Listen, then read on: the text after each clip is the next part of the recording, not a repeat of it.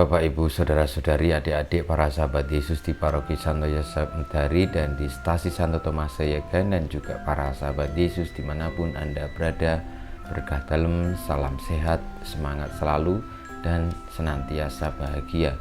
Kembali marilah kita belajar ilmu sejati pada hari Kamis, tanggal 30 September tahun 2021, bersama dengan gereja kita memperingati peringatan wajib Santo Hieronymus, imam dan pujangga gereja. Marilah kita mengawali belajar ilmu sejati kita dengan berdoa.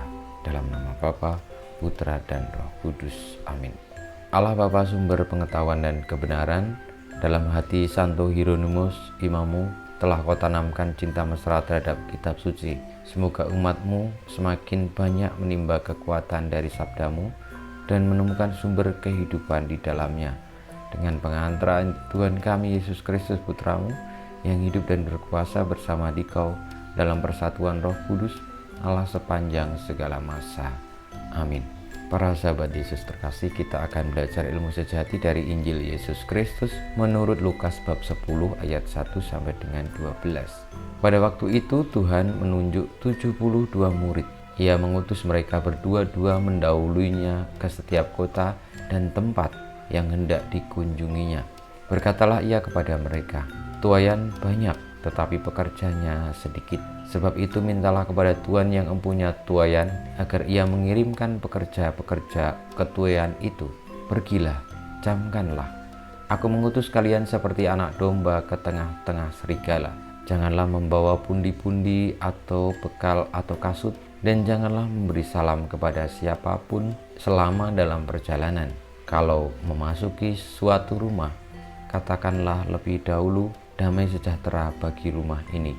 Dan jika di situ ada orang yang layak menerima damai sejahtera, maka salammu itu akan tinggal padanya.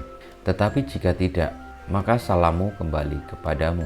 Tinggallah dalam rumah itu, makan dan minumlah apa yang diberikan orang kepadamu. Sebab seorang pekerja patut mendapat upahnya.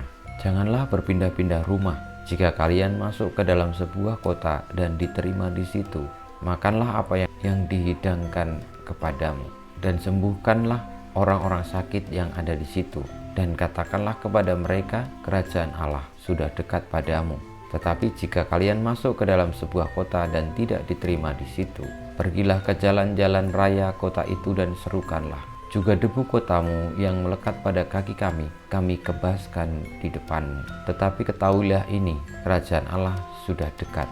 Aku berkata kepadamu, pada hari itu Sodom akan lebih ringan tanggungannya daripada kota itu." Demikianlah sabda Tuhan, terpujilah Kristus.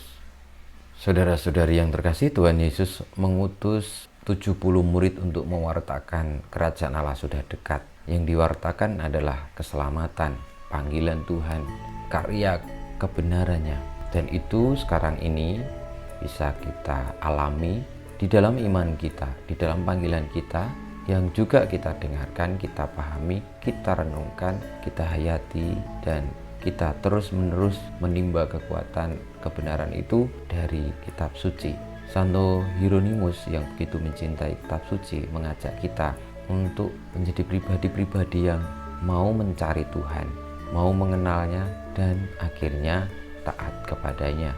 Sehingga kita mengerti bahwa ketika Tuhan Yesus datang, debu yang ada di kakinya tidak ia kebaskan karena kita menolak dia. Namun ia berkenan masuk di dalam hati kita, diri kita, dan membawa kita ke dalam kerajaannya.